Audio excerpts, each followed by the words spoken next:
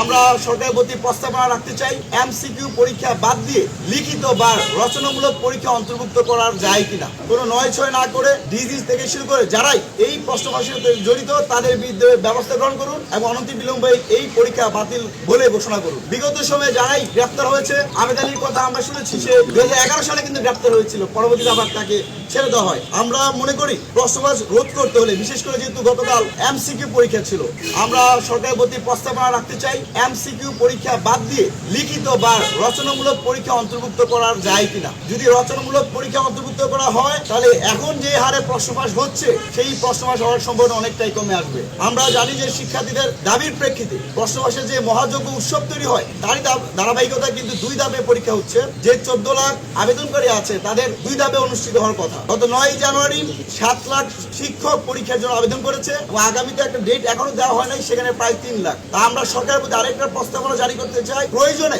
এই যে সারা দেখেন রংপুর বিভাগটা দেখেন, দিনাজপুর, রংপুর, কুড়িগ্রাম, নাগেশ্বরী, ঠাকুরগাঁও থেকে শুরু করে পুরো রংপুর বিভাগ প্রশ্নবাসে জর্জরিত। জামালপুরে হয়েছে, তারপর ঠাকুরগাঁওতে হয়েছে, টাঙ্গাইলে হয়েছে, বাংলাদেশের বিভিন্ন প্রান্তে প্রশ্নবাস হয়েছে। আমরা মনে করি প্রত্যেকটা বিভাগ ভিত্তিক করে ঢাকাতেই সেই পরীক্ষাগুলো নেওয়ার ব্যবস্থা করা হোক। প্রয়োজনে 1 সপ্তাহ বা 5 দিন বা 10 দিনের ব্যবধানে 2-3টা বিভাগকে একসাথে করে, এখন যেহেতু 2 ধাপে করা হচ্ছে সেই ধাপটা বাড়িয়ে দিয়ে অন্তত 5 ধাপের মধ্য দিয়ে পরীক্ষাটা অনুষ্ঠিত করলে আমরা মনে করি সেই প্রশ্নবাসের জায়গা থেকে অনেকটাই আমরা রোধ করতে পারবো।